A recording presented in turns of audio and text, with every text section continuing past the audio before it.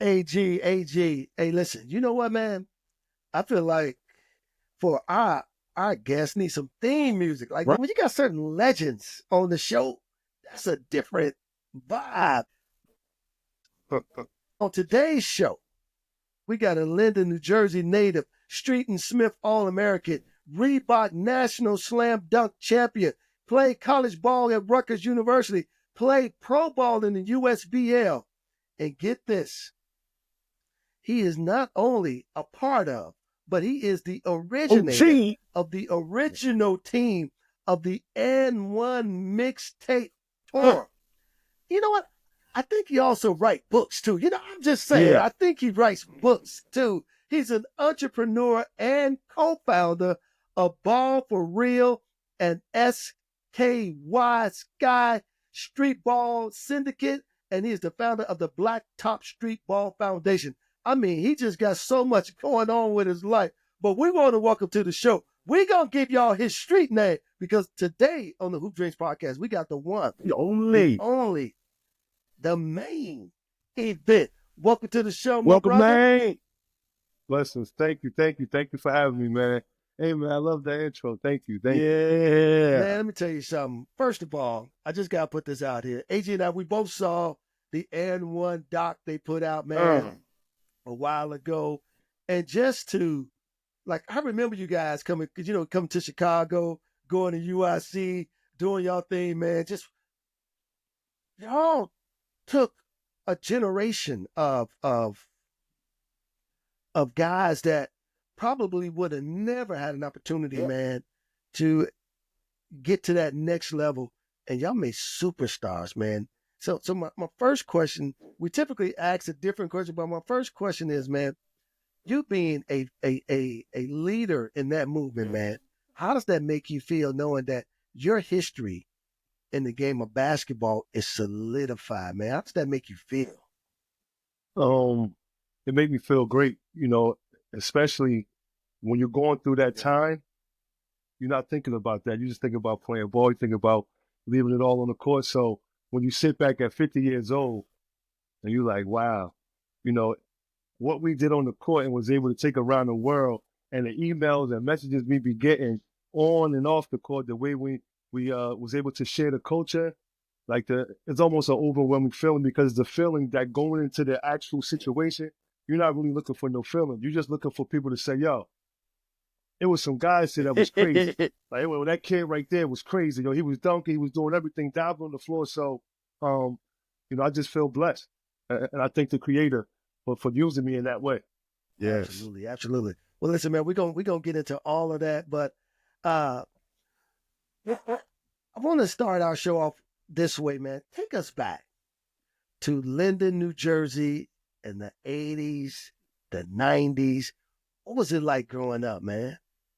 In the 80s and 90s, I tell people we all have similar stories with different music behind it. That's the crack era, the hustling era, and the guys looking out for the young ones that was playing ball, trying to do the positive thing. It wasn't too many outlets.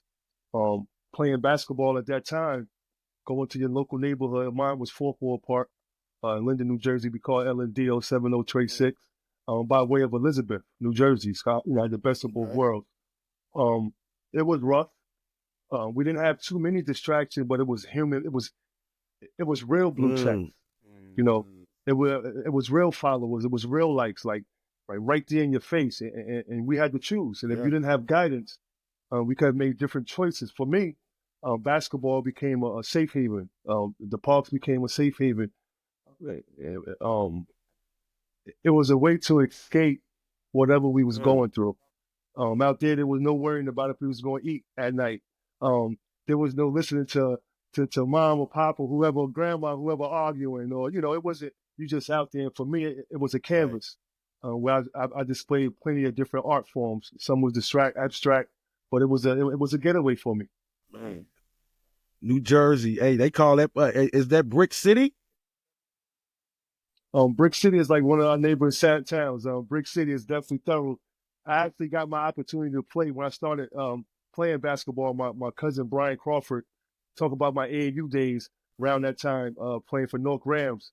that's in Brick City. So Brick City is like New York, they say, or like Chicago, or like Detroit, the big cities. If you can make it in Brick City, you can make it anywhere. So I definitely got to salute Brick City for giving me some of those. I tell people I'm an L&D rider, Eastwick soldier, and definitely Brick City helped me see a lot of things, especially in the 80s and 90s. I was able to witness a lot of things like New Jack City type things, you know? I mean, and just in your background too, man. Brothers, sisters. Yes. I have 6 sisters, 2 brothers. One was murdered. One was hit by a car down South Carolina. A vehicle was racing. He was trying to cross the street. I was real young when that happened. My brother was in a situation where someone who, I think it was someone who had to be with him to get that close to him to stab him in his jugular. You know, was he perfect? We not perfect. He was out doing his thing. You know, he was respected. So I know that it had to be someone who maybe he thought loved him.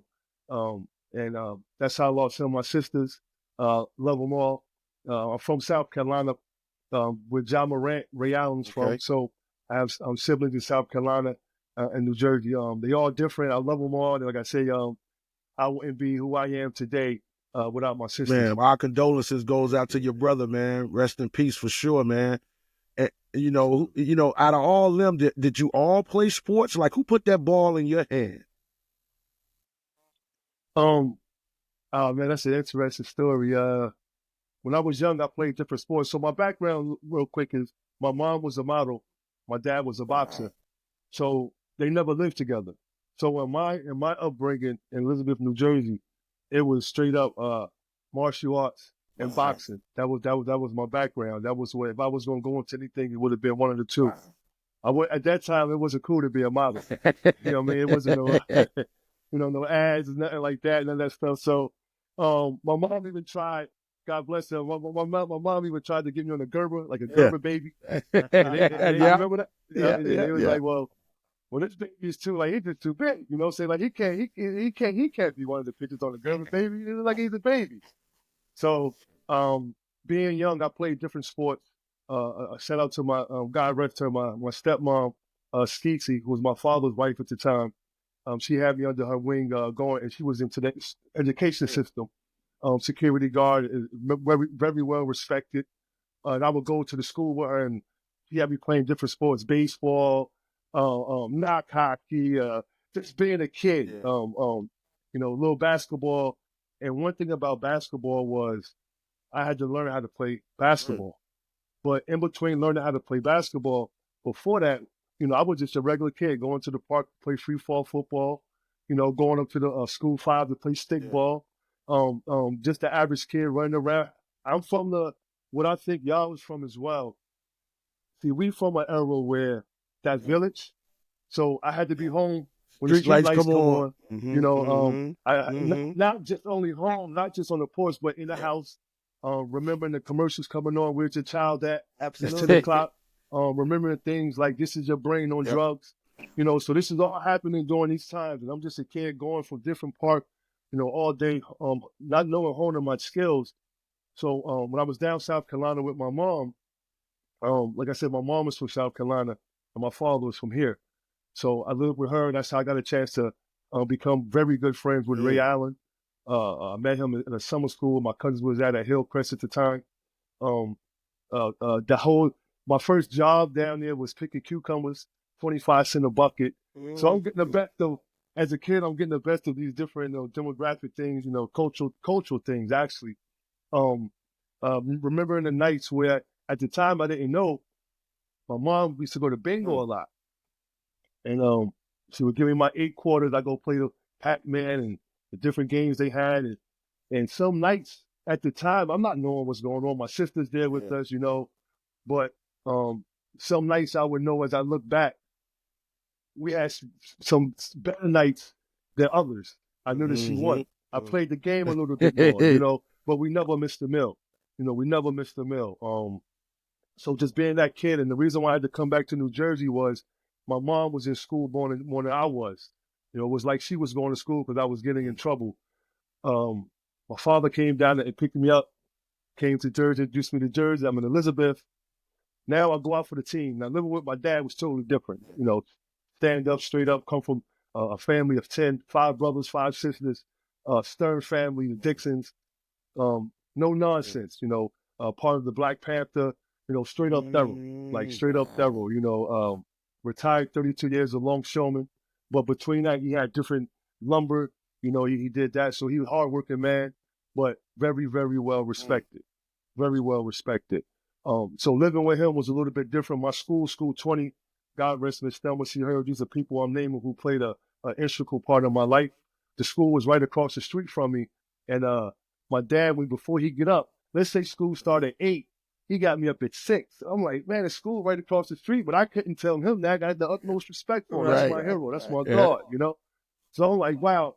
And I say these things to look back to, and I start understanding as I mature.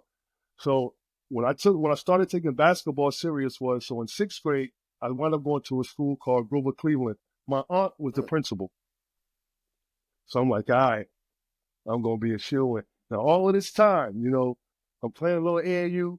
I tried out for the 6th grade team, got cut. Now, went back the next year, tried out for the team again. My name wasn't on it, so I said, well, maybe I'm a newcomer. Maybe I could turn the paper over and my name might be on the back. My name wasn't on the back of the paper. At that moment, I thought I was going to be a shoo-in. I thought my aunt was going to be like, oh, well, if you get in trouble, I'm not going to tell your dad. Nah, she's a straight educator. Straight educated. She didn't play. I was in her office writing, I will not, blah, blah, blah, blah. And you couldn't put I all the way down. You had to actually write each one out. So the discipline side was crazy. So now my mom comes from South Carolina. She's in Lyndon, New Jersey, my grandmother and my other siblings. And I tried out for the team in 8th grade. But during that time, I had to go back down south with my older cousins, Pista, Ski, Lamont. These are all my first cousins. And they would rough me up to where the basketball court was grass, with the wooden backboard. I'm talking about old school, right? So they taught me some skills, man. I came back. Long story short, I came to Lyndon, New Jersey to a school called Seoul Middle School, and I made the 8th grade team. Started playing at Rutgers Park at 15 years old. So all this stuff is starting to happen. You got a kid from Byway, South Carolina, Elizabeth, New Jersey, Lyndon, New Jersey, and I made my way across the water, right? At 15. Now, while I'm playing until like my, middle school, I did phenomenal. I had an undefeated team that year, and that was the making. Which also was pivotal was AAU. AAU was very, very, very pivotal during that time. AAU was a privilege versus a business. My opinion, not all AAU teams. I was able to play with the North Rams, Brian Crawford, and also was able to play with the Gauchos, Lou Almeida. My point guards were Stephon Marbury, Felipe Lopez, Mo Green, Sam Gard. We had a monster squad. And that was during the times where you couldn't play with other teams. And I asked Brian Crawford, I said, why'd you let me play with the Gauchos? He was like, well, he said, man, we ain't never probably gonna go overseas. And they was going overseas. We was with the France, playing with those guys. But so I had all of this stuff going on, and then all that just started transitioning over to, the Rutgers Park I heard about Rutgers Park, and this is after, this is before the USBLs and all that stuff, but Rutgers Park was different. And once again, you have a kid that's coming from New Jersey. They say everything is better in New York. Everything is better in the big cities, and New Jersey gets overlooked. So not only was I going out there to put on, but I was going out there to show them who I am, not knowing, once again, when we're into it and something we love to do, we don't know what we're doing culture-wise. We don't know, how the fans feel. I don't know how fans. I'm just coming out here to play ball. So that was a little bit of my, my story, My bad, y'all can ask y'all questions, but I just get so into this, you know what I mean? Because I love it. You got us flowing. I'm loving it because if I do have a question, it's more of in that though. I want to go back to when you went to Mississippi or you went back down south and they was beating you up. What were they doing to you? Because it takes a lot to take something from the south and then try to integrate that up north. So we from a town called Rembert and Dalzell, South Carolina. Like I said, that's where my mother went to school with Ray Allen's father. You know, his biological father. So these are like real roots. Like this is we have our own cemetery down here. So my roots come starting with my grandmother, you know, Maggie Jackson. So they play different. You know, like my cousin, I'm the youngest. So my cousin's a little older, you know, bruising you up, elbowing you, and I'm going to the basket. And I'm a kid of all sports, but I never like shined in none of them. I was a quarterback in middle school. I played quarterback, defensive end. Baseball, I was a great pitcher, but I was always afraid to hit. I didn't want to hit the ball because I knew how fast I was throwing the ball, you know? So, but down south, that whole, just even thinking back when I was younger, what also made my dad come and get me, one day I said, you know, Dad, I said, listen, I said, they paddled me, whatever, there's a paddle, you know? And he was like, paddle? I said, what you mean a paddle? He said, yeah, like depends on what you do. The principal has a paddle, like a hitting paddle. You put your hand out and he hits you how many times or whatever, right? So this are some things that was different from the South than I'm here. So my dad, I remember him saying, God rest him, man, that's my man. He told me, he was like, I'm going to tell you like my father told me. I didn't get a chance to meet my grandfather, Mr. John Dixon. I was born in 74. I think he died in 73. Well, my dad is like, listen, I'm going to tell you what your grandfather told my teachers and told the whole school. He said, I have 10 kids. 9 of them are going to come through the system. You better not ever put your hands on none of them. See, what was going on before that? Yeah, we know the stories about roots and all that, whatever, but when you're young, you really don't understand it. So my dad was more on that, like, yo, y'all not putting y'all hands on my kid. Like, hitting you with a paddle, man, and then I was already getting in trouble. So y'all remember he came and got me, man, and I think where I'm at today, the creator had all of these things set out. We just had to navigate. I tell people, people be worrying about the destination. Like to me, it's like the journey because the destination can change. So the destination, these are destinations we collaborating about right now, you know? Yeah. Absolutely. Well, talk to us, man, about just the basketball scene. Right. In really the difference between New Jersey and New York, because they right over the bridge. Like actually, they so close, but they so far away. Believe it or not,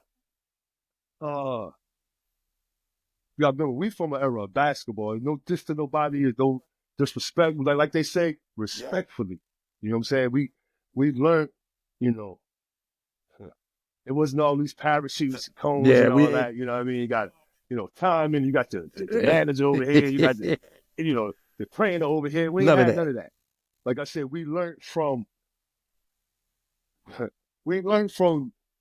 basketball. You know what I'm saying? We learned from basketball. Like you had to be out there, you know, playing all. Like I tell my sons now, you know, they always be talking mess, and I was like, yo, y'all will never be better than me, man, because y'all didn't play as much as basketball than me. But they know, so I was gonna get me wrong. If I really was the challenger right now, I can't do nothing. You know what I'm saying? But I do know that I want to always have a little bit more basketball knowledge, not because I sat back and I analyzed it. I was a part of that product. I was a part of that playing on different atmospheres. You know, I had the hustler's mentality. We hustled through all different weathers, through any storms. You know, we got the trenches on, the long johns on, we moving around. So it was no different with basketball, even if we had to shovel the court. This new generation can't say that. You know what I mean? They got a lot of things going on. They can play 2K against their friend right now from all across the world. We have to be out there. So the things that we learned was just different. And when you talk about the comparisons, for me, I gotta say this. I'm not a sports guy. I never had a favorite team, favorite player. I can't tell you who played, what time they played, what their stats is, who the coach. I don't know none of that stuff. I know a little bit because of my son. You catch a little ESPN, right? So just for my travels, the West Coast, I think they're more like, their flashiness is that jump shot. They could shoot, right? I think when it comes to more like the north side, especially like a New Jersey, I think we're defenders. Like we play defense. We don't get, of course, you know, you the highlight tape of offense, we're just defense, right? So, and then New York, of course, you know, I think Chicago, Detroit, y'all mix it up a little bit, more like the South. We could get you a little bit of this, a little bit of that, you know, we got this here, so we could just fit in where we need to be at, right? So then you got New Yorkers more flamboyant, more flashy, and I ain't talking about the AND1 stuff. I'm talking about real flashy, pop, within the confines of the rules, flashy, Harlem flashy, mink coats, Cam, Jimmy, and all them flashy, you know, all the Whitley Burger flashy, 55th flashy, all that Grant's Tomb flashy. I'm talking about all that stuff, you know? So I was able to see all of that stuff, remember it very well, but my whole thing was I'm going out here to play basketball. How I was introduced to Rutgers Park was a guy, Antonio Carrera, a.k.a. Mousy. Met Mousy at 15 years old. I was coming from a Gaucho game with my dad, and Mousy was like, yo, you ever heard of Rutgers? And I was like, Rutgers? Like, I heard about it, but I mean, who are you? Like, he's older, you know? And that's who, to this day, man, he introduced me to Rutgers Park, and that was a whole different experience as well. Damn. 15, going to the Rutgers, man. I mean, walking into that place, man, how did you even, like, was you overwhelmed, or was you like, oh, this what it is? Oh, let me feel that. Let me feel that leather. Not knowing the history of it? Not knowing the history, not knowing like the history of it. At that time, I didn't know like Dr. J played out there, Joe Hammond, right. Williams. I didn't really know that. I didn't know that history. You know what I'm saying? So I was happy to be out there because I was playing against, you know, you 15, 16 years old, you got cats in their prime.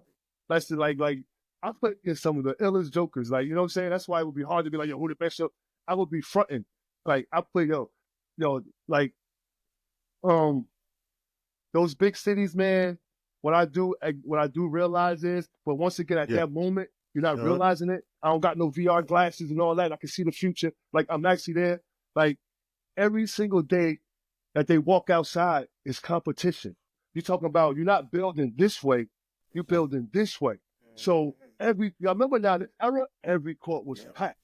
You know, you couldn't go nowhere. If you lose the game, you might not play again. This is the culture. This is streetball. You know what I'm saying? It wasn't none of that goofy stuff to where you're doing stuff to where it ain't about making a bucket. It's about making a move. Nah, you better win because you might not get picked up. You do anything goofy on the court, that's my ball checkup. Like, this is the culture I came from.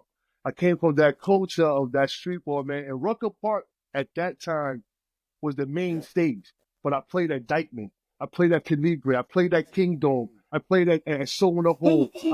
My pops would just pull up to different parks like, yo, and I'm telling my pops, like, I don't know nobody. Because I was a shy kid, believe it or not, growing up. I was a shy kid. And I told my pops, like, I don't know nobody. Like, I don't know nobody. He's like, take your sneakers. We're in Brooklyn. Tillery Park. Yo, I go out there. Boom, I'm doing my thing. Because my game was, and you also got to remember, you're talking about a kid who, like, I didn't work out.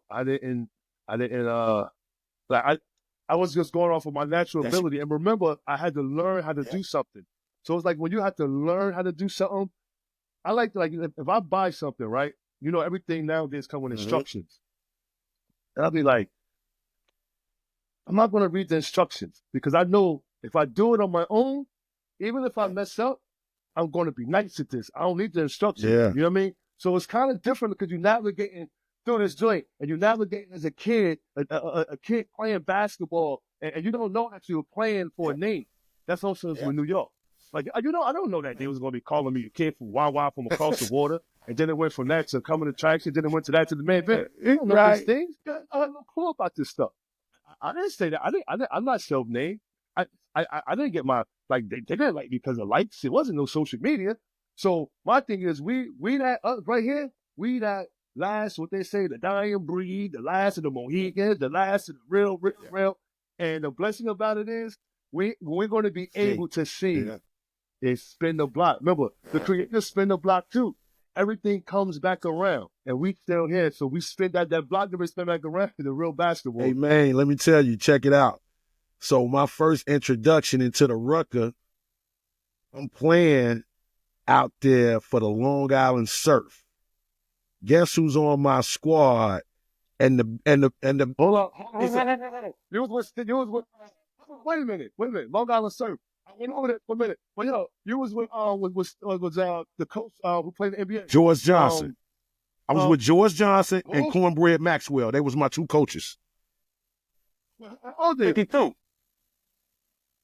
52. So I was there with Sam Worthing was there with Sweet Okay, Pea. yeah, With that was at. So I'm like, You I came came after me, you. I'm but after you. guess who was on my squad that I didn't know he was a heavy at the Rutgers? John, rest in peace, John Strickland. Yeah, man, Listen, Baby Panda. What you call him? What you call him, man?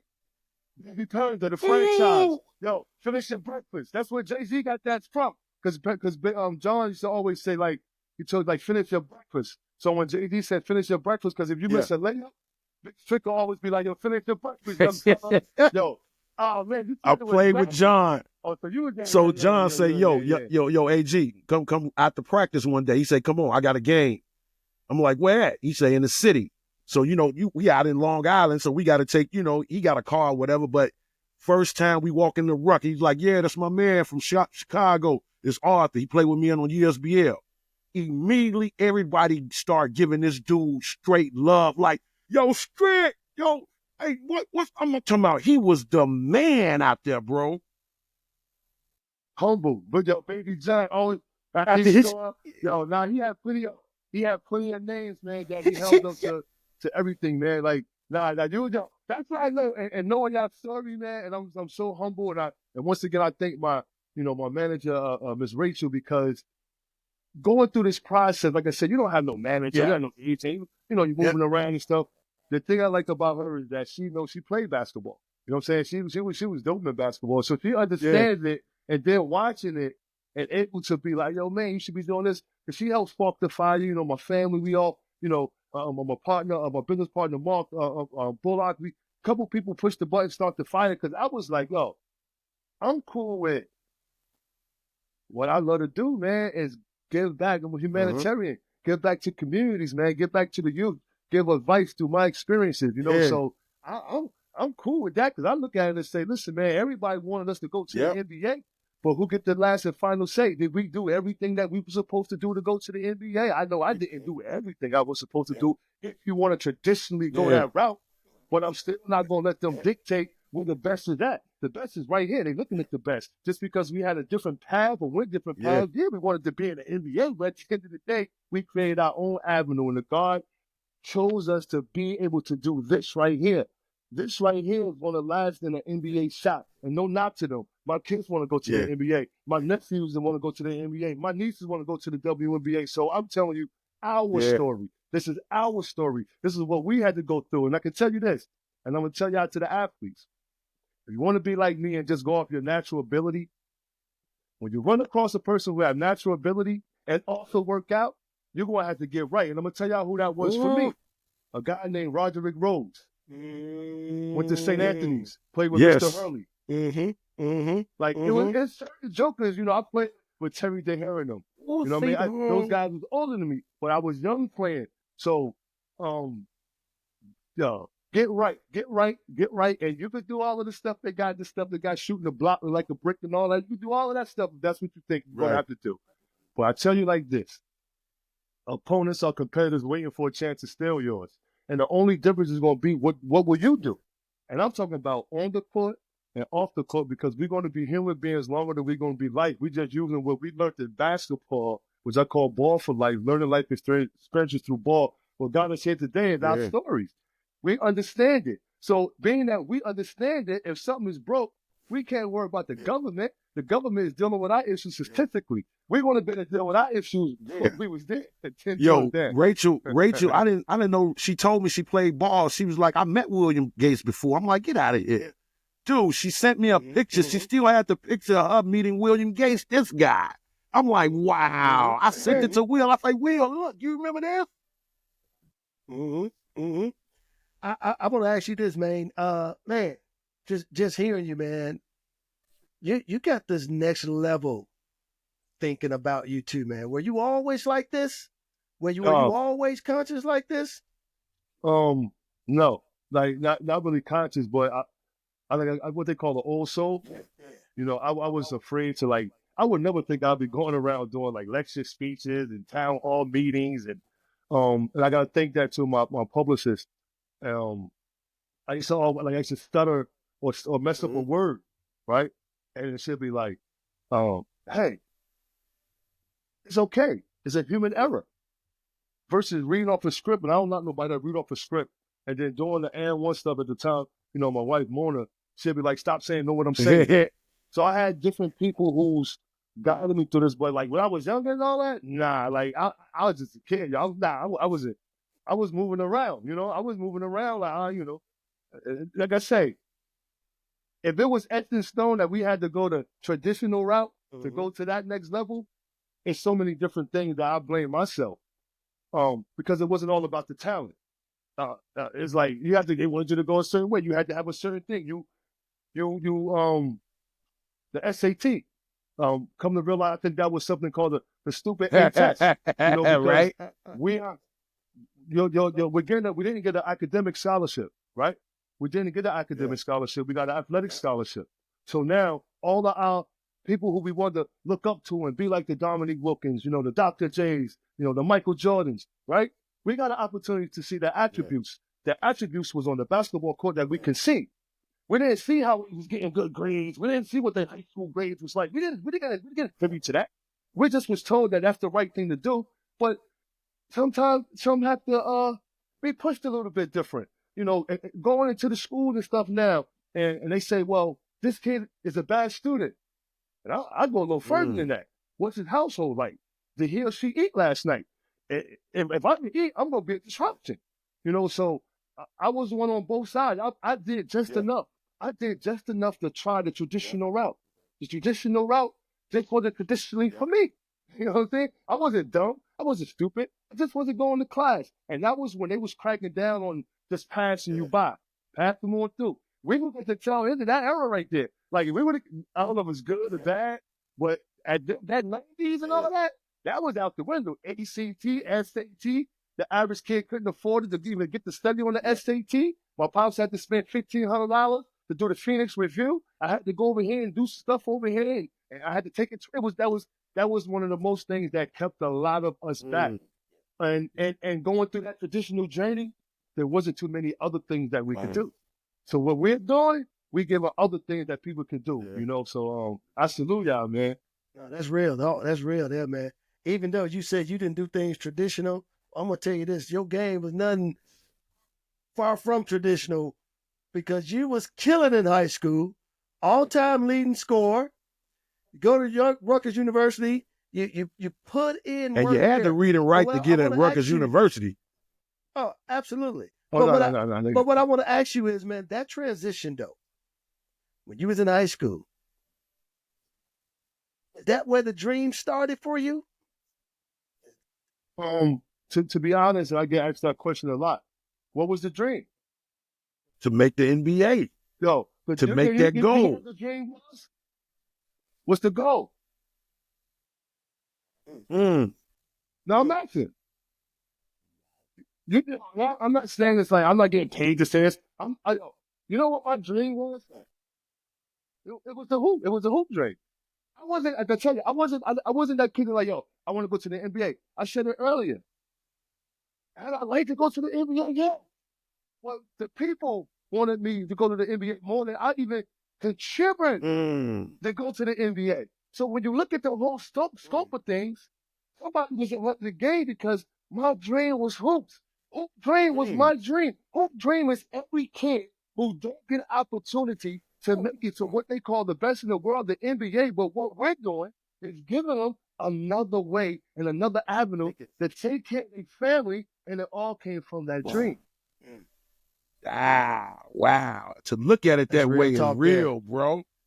That's real talk there, man. That's real talk there. That movie speaks for, man, the creator was using y'all, bro, in a positive way that we couldn't even understand. Why I didn't make it? Why? But I call it pause, pivot, and pray. And look at and see where you're at. The things that we've done, the only reason why we're here right now is because the creator allowed us to be relevant at a time that left an impression on people to where we're here today. Wow. You want to go? You still want the NBA? I would like to have that big money to do it, but dude, I still want to go to the NBA. We want to be this. Our life to be so set up different, and too many black and white and dotted lines and silence where we can even go talk to a kid, man, or go do something for a family. See, we care when we cares. It's not even around. See, I know in this NBA or professional athletes, that do things that we're talking about. We need now to show more of that. So the kid just not going to say that for me to fit in to this professional realm, I have to be like this, I have to do this, I have to do that. And no, be yourself. Show them the artwork that you have. Some artwork is you're going to take time and you're going to draw something that's magnifying on that court. And then sometimes it's going to be abstract when the rim fell on my head. When I sit at the backboard, that's abstract art. But we look at it as basketball. To me, it's just art. You on a whole nother level, Doc. I ain't gonna need, Damn. and I'm loving it. I'm loving it. Well, I'm loving it because what it does is, man, you don't often hear this perspective. Most times, like you said, you hear the, hey, this is the dream. This, you got to put the work in. You got to do all these things to reach these goals, not recognizing everything you're missing along the way that you're supposed to. Yeah, it's the journey. What you were talking about earlier. Adding that to your psyche, adding that to your heart, building as you go along. Like you say, yeah, do we want that dream? Absolutely. Making that money? Absolutely. But what's pushing that dream? Like what's the key things? And I love this, man. So I want to switch it up a little bit because we got to get into the AND1 component of it, man. Yeah, for sure. There's so many elements with that from every level, man. Like, of course, an element is were y'all good enough to make it in the league? Remember, that was a thing. The element of, it was a huge thing. The element of, okay, Skip to my loop. Is he really street ball or is he not street ball? It was a Skip now. We say hoop dreams. Skip is every kid the American dream. He's the American hoop dream because he is what every kid strive for, and whatever they was taught, whatever they was told, whatever they was instilled in them, for whatever reason, whether the parent or parents saying you're going to be our way out of the poverty and you're going to get us up out of the situation we're in. Skip represents all of that as well as the street ball community because he, quote unquote, is the one that made it from the street basketball to the NBA. Yeah. But now, we got to throw something in there because this is what they have portrayed from him going from the street basketball to the NBA. But Skip went to college. Skip was a part of the traditional route. Skip did everything quote unquote right. You know what I'm saying? So salute to my brother. You know what I'm saying? He gave light. See, but the thing is, and there's no comparison. See, that's a different type of light right here. But if whoever out there listening, because what's going to happen is they're going to look in that mirror and be like, man, I'm going to share my story.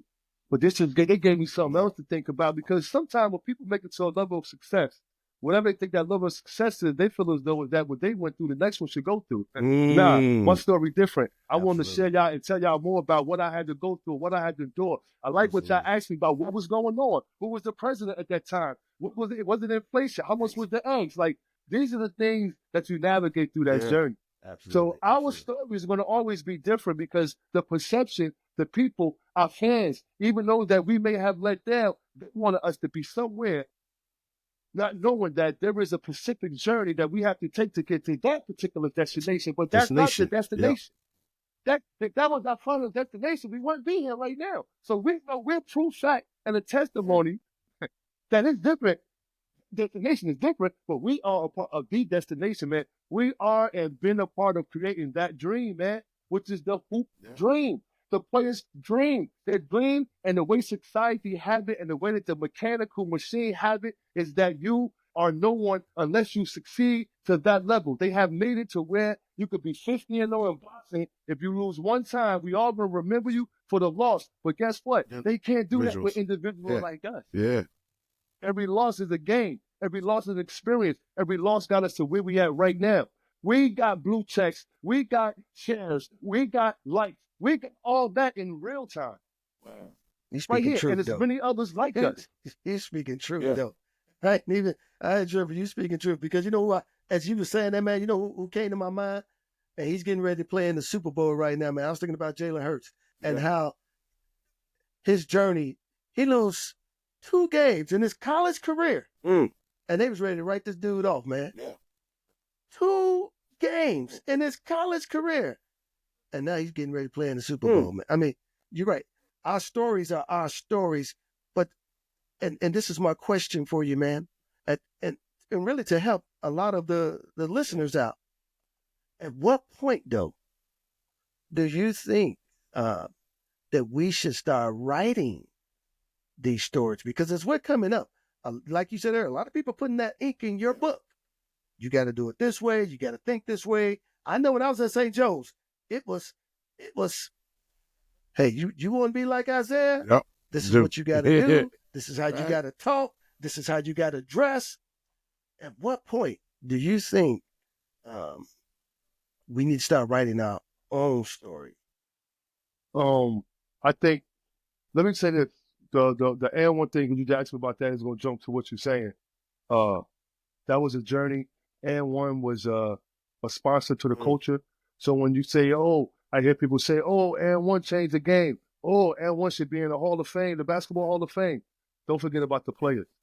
Don't forget about the foundation. Yep. So for me, it was going through that whole journey, that whole process, to where I got that change now. It's flipping now. It was just, whoa. This is, wait.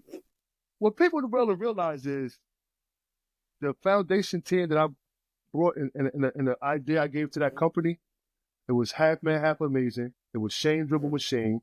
Headache came aboard. Future and a guy named Aircraft, right? Each and every one of us had a background playing basketball, some even overseas. I was 26 years old when I went to that company, right? Damn. So it was I'm one of the youngest. Me and Headache, one of the youngest, you know? So the idea was, to add to what you were saying earlier, there was a format. There was something, because coming out the 90s, a lot of guys was going overseas. But to go overseas for a street baller, I went to Rutgers University. I got recruited by Jeff Van Gundy and Eddie Jordan. When I signed, they left. So my whole career was up and down. I played with sciatica. I never had feeling in my left calf. So I'm going through all this stuff. But those guys played on a high level. So by the time for a street baller, you had to have some kind of footage. So I said, you know what?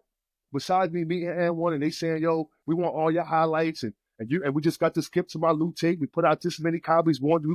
I thought about it, and mind you, I'm 26. I met these guys when I'm 15 years old, Shane and all of them, right? So I said, wow, I want to be just as good as my next tape. So I came back to them. Can you hear that? Oh, my dog was barking. Dog. Oh, no, we didn't hear that. So I came back to them, and I said, listen, I could get 5 of the best street ballers in the world that's not in the NBA to market it and promote your brand. Because I knew that we had to get legit footage. This is before any of the other stuff. I just say the other stuff. That went through like 4. Man, we was trying to, I had a format like, listen, we get a chance to go overseas. The only person who I could say that went through the process that I actually can sit back and say, even if it was one person, that I just say this wasn't in vain. And it was Helicopter. We played over in China. Helicopter did his thing. He wound up playing in China for a couple of years. As the time going by, we never was supposed to get caught with like 20, 25 guys. We never was supposed to get caught with playing against each other. God was supposed to be out. Heck with this footage, send it over to Australia, send it over here, over there. But they got accustomed to the lifestyle that we had created. We was really getting it in because no matter what, we wanted to win the game. I don't care what goes on, how y'all do this, how y'all look at this. We want to win the game because we knew that people was there watching that's there. And then you got people that's watching what we get cheated as fans, as the youth, is we see a finished product. We see highlights. We don't see the hard work that we put in. You know what I'm saying? So you're saying originally when you all were doing the AND1, it had 2 purposes. You wanted film. You wanted tape. Guys get sold. You can get seen to get overseas and play play wherever, play professionally. But at the same time, you said for that, AND1, we're gonna promote your brand. So that's how the concept. It was the third thing. And the third one was if not once we separated, the guys I brought in, majority was left. The third piece was the community. Yeah. See, culture. It was 2 things that helped us, and it all goes back to Chicago. Michael Jordan had just retired, right? So now the NBA, Michael Jordan just retired, and it was a lockout. So all this was timing. Everything was timing, so that's how we was able to really get it off because we was the only ones really on TV. It was almost like the COVID stuff we went through because it was like, yo, they wild, they going that. So, and also the community because coming from so street basketball in New Jersey was different than street basketball in New York, right? It was different than Venice Beach. It was different than in Chicago out there. It was just different because you could, and this is during that time again where, you know, you got a jumper. I'm coming up court and the cat like, yo, man, you ain't da-da-da-da-da. He talking junk, and I tell him, yo, bro, I already know. I can see how you be moving. I can make sure when you go to New York, your prices is high. It's like that on the court. Or Joker telling yo, you ain't nothing on the court. Yo, man, you better make another shot. Well, you better do what you gotta do, yo, because I'm about to smack this one. So that's what, you know, that's the footage. So we getting that footage, and we going into fittings, and they like, yo, these like the cats is calling up like, yo, we got the AND1 guys, whatever, and they like, man, we don't want no guys doing no tricks, playing against the pro-am, and what do we do? Because I know that for us to get this off, we have to bring our game. So we're man on the court, Shane on the court, Eddie-O, and all guys like that. I'll go against. At that time, we'll go against anybody because we've been doing this for so long. And what it's going to boil down to? It's going to boil down to heart. It's going to boil down to who wanted more. It's going to boil down to that we know that we're on somebody else's soil. We know that we're going against y'all. We're going against the community. We're going against everything, not knowing that right before this, we just was up at Caprini Green. Caprini Green, yeah. The Caprini Green, the taxi guy tell me, yo, I'm gonna drop y'all off. I don't even care if you pay us, if you pay me, but I'm leaving. Cause we wasn't having to wait. We was going to go move around, go back and check this out. This is humbly. This is crazy to me. I got family from Chicago, right? And for some reason, I thought that my family lived in Caprini Green. That's where it's at. That's where they say that the gangsters do that and they go down and good times and all this stuff, right? So we got dropped off there and they said it was on the third floor. That's when we was burning crazy, right? So we got there and I'm coming out. The taxi guy left. I look up. I called my cousin. He said, yo, go, because across the street, y'all know there's row houses like the single level joints. Yeah. So my cousin partner lived across the street. He was like, yo, I don't live in no Caprini Green Supreme. Yo, shout out to him. And Rajan. He said, yo, I don't live in a Caprini Green. Yo, my man gonna go get you. So I went across the street. I swear, on top of, like on one of the high rises, yo, I looked up. I said, I can't believe this. There was a picture of me in the air when I did the Foot Locker joint with the tight cheese on. And I'm like, yo, this is different. Like, this now the block I used to hang out on when I played at Rutgers Park, yo, I swear, I don't know if they had somebody following me or whatever, like where I was at younger, because the block that we hang on 143rd in St. Nick, shout out to my mouse and all that whole area, like there was a bodega, you know, they got bodegas, corner stores, whatever. Right there on the corner of bodega on top, they got the same picture. So I'm like, yo, man, hold up, yo. And that's when that's when you start sitting back looking like, whoa. But shout out to AND1. Like I said, they was a sponsor, you know, for the culture. You know, when you listen, I'm not saying we big, and I say we, I'm talking about us entirely, me, other ones. But the thing about it is that we are part of that environment. Anyone who's not from that culture, from any culture, if you're not from that culture, it's just business as usual. See, there's no blueprint, there's no 5-year plan for street basketball, the culture, because you know why? You're dealing with individuals. You're dealing with people. You're changing lives. So you really can't put a timeline on that. All I know is that we got to continue to assist one another. Somebody going to shoot the three. Somebody going to block the shot. Somebody going to dunk it. And I'm talking about off the court. I think that's what made it so unique because y'all was just balling. I think that's what everybody loved because and y'all would go against anybody, whatever five stepped out on the court. But you just said something I thought was interesting, man. You're in Cabrini. You see your picture. On one level, that's flattering. You're like, man, all right. On another level, I'm sure somewhere you said, am I getting paid for this? That's my image. It's, right, you know. So when everybody, that's good. When we first started the whole thing, it was, I think our first joint, I said, yo, let's do 5 cities. And we had with no security, none of that. I did Chicago, Detroit, Philly, New York, and I think LA. And we would just go on the weekend, pull out whatever have you. And they was able to capture that footage in those communities. And we just, like I said, we just going to play ball. We like, all right, we going to play, we playing. Da-da-da-da. As the time started transitioning, it's like, hold up. Like, all right. And it's funny you ask that because, and listen, man, this is no bad thing. This is the truth, Yeah. bro. The truth will Yeah. help or hurt. So, as you start navigating through everything, and now, remember, we getting a little older now. We still rocking out. We getting a little older. But now, when it comes to that itinerary, we look a little different now. Look a little different from last year and the year before that. Look, everything look different because you're adding things on. I'm like, hold on. Wow. I'm going to do something for Western Union at the Bilo? What you talking about? Oh, they got Mountain Dew on something over here? Oh, no. So, see that we start opening our eyes and we start figuring this thing out. You know what I mean? So, I started like telling them anything I do, because my contract was with AND1. Right. That's who my contract was, right? And I'm gonna tell you something else, how I stayed ahead a little bit once I started. By this time I got an age and stuff, you know. And I'm like, wait a minute. So I would charge them for each of those entities. And know what they did? They took my name off. But guess what?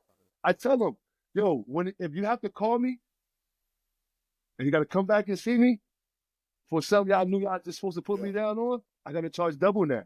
This ain't no idiot stuff. This is the straight stuff. This is like, yo, this is what it's gonna be, because now we're showing y'all that we're waking up. And what they used to do is they used to put in a contract, like they had like video games and all of this stuff. And I'm like, yo, we're not even doing none of that stuff.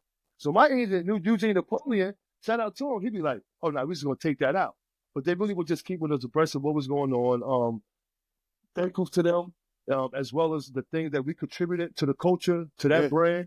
You know, I was able to, humbly speaking, I was able to hit 24 different countries, and see the different. We're seeing so much different basketball stuff. Like we were somewhere where it was like Douglas was playing with no shoes on, like some monks or something. Like, and to me, there's many different elements of the culture. So if you have those who's the narrator, when you asked me before, how do we change that? How do we culturally change our thinking? How do we change that right here? We have to become the narrators of what, guess what? Of what that traditional route is for our athletes, for our human beings, for our brothers, for our sisters, and those of all walks of life. There have to be a new history of that traditional route. There have to be a new history of what that ultimate dream is. And it don't necessarily have to be a professional, whatever, but that's a whole other topic. But look, let me say this though. Let me ask this real quick. Let me ask this, because I just got to hit this though, Agee. Were y'all making real money? That's the thing that everybody wants to know.